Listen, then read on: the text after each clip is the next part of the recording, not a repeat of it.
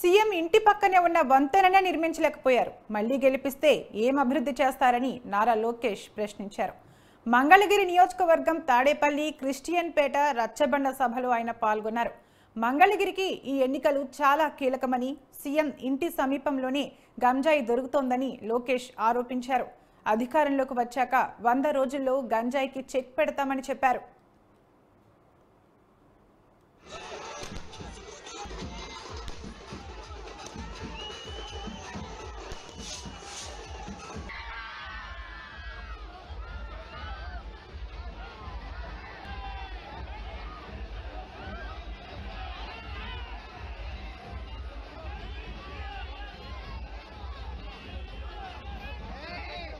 అమ్మా ఆనాడు బాబు గారు ముఖ్యమంత్రి ఉన్నప్పుడు తాడేపల్లి మున్సిపాలిటీకి ప్రత్యేక నిధులు కేటాయించారు, నీటి సమస్య తీర్చడానికి కేటాయించారు.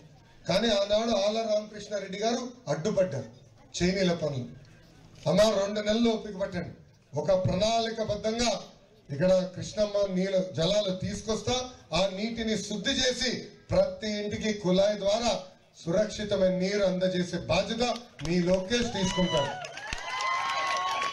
ఈ రోజు ఆ వృద్ధుల సవాలు వాడుకుంటున్నారు జగన్మోహన్ రెడ్డి. ఇది ఎంత అన్యాయం ఒక్కసారి మీరు ఆలోచించాలి. వృద్ధులు నేను తెలుపుతున్నానమ్మా, 2 నెలలు ఓపిక పట్టండి. మన ప్రభుత్వ అధికారంలోకి వచ్చిన వెంటనే 3,000 రూపాయల పెన్షన్ 4,000 రూపాయలు చేసే బాధ్యత మేము తీసుకుంటాం. వాలంటీర్ వ్యవస్థ కొనసాగిస్తాం.